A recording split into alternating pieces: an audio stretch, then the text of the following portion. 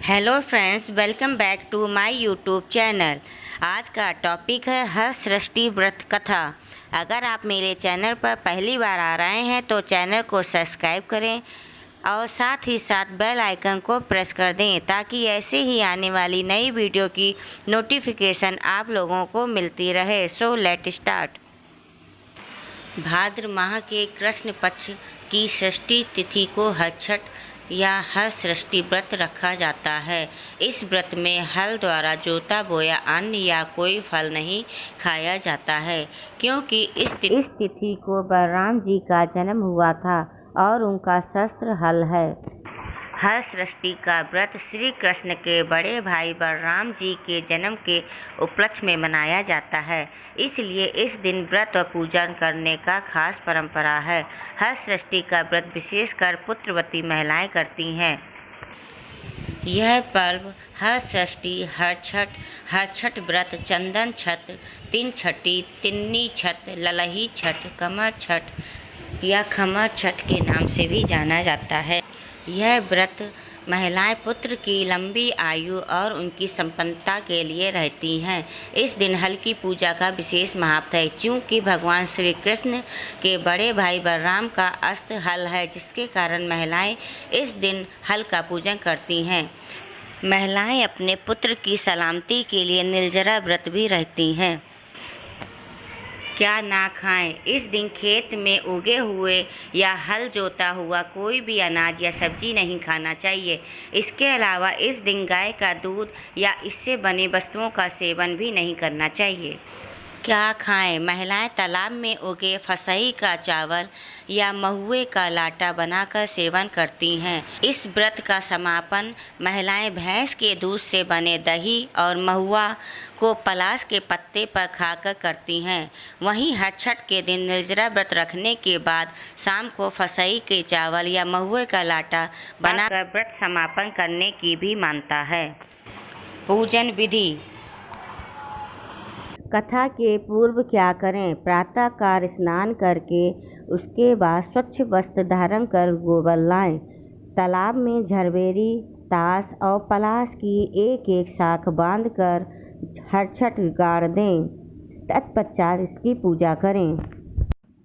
शाम के समय पूजा के लिए व्रती मालिन हर छठ बनाकर लाती है। इसके बाद झरबेरी, कुश और पलाश की एक एक डालियाँ एक साथ बांधी जाती हैं।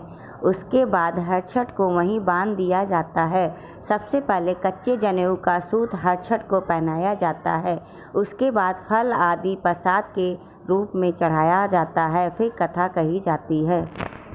पूजा में सतनाजा, चना, जौ, गेहूँ, धान, अरहर, मक्का तथा मूंग चढ़ाने के बाद धूल, हरी कजरिया, होली की राख, होली पर भुने हुए चने के होरा और जौ की बाली चढ़ाएं। हर छठ के समीप ही कोई आभूषण या हल्दी से रंगा हुआ कपड़ा भी रखें। पूजन करने के बाद भैंस के दूध से बने मक्खन द्वारा हवन करें। तत्पश्चात कहानी सुने और कहें। हर सृष्टि व्रत कथा। प्राचीन काल में एक ग्वालिन थी। उसका प्रसव काल निकट था। एक ओर तो प्रसव से व्याकुल थी तो दूसरी ओर उसका मन दूध बेचने में लगा हुआ था। उसने सोचा यदि प्रसव हो गया तो दूध पड़ा रह जाएगा।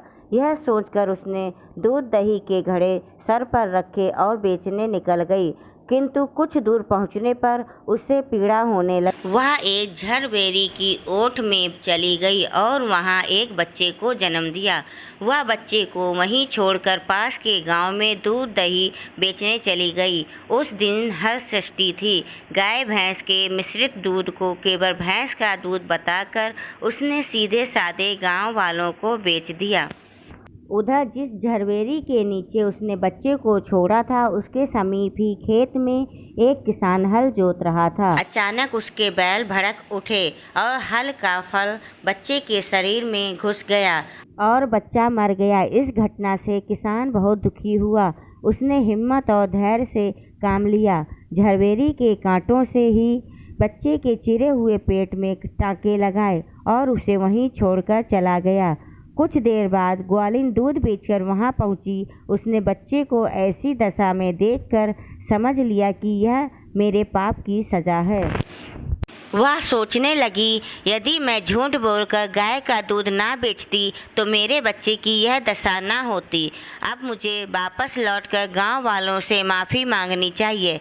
ऐसा निश्चय कर वह गांव पहुंची जहां उसने दूध दही बेचा था।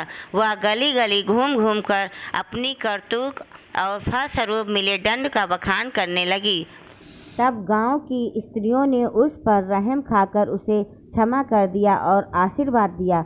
बहुत सी स्त्रियों द्वारा आशीर्वाद लेकर जब वह पुनः झरबेरी के नीचे पहुंची तो यह देखकर आश्चर्य में पड़ गई कि उसका पुत्र जीवित अवस्था में पड़ा है। तभी उसने अपने स्वार्थ के लिए कभी ना झूठ बोलने का प्रण लिया और कहा कि अब ऐसा दोबारा कभी नहीं करेंगे। Thanks for watching my video. अगर आपको मेरा वीडियो पसंद आ रहा है तो लाइक शेयर सब्सक्राइब करें और कमेंट करके भी बताएं।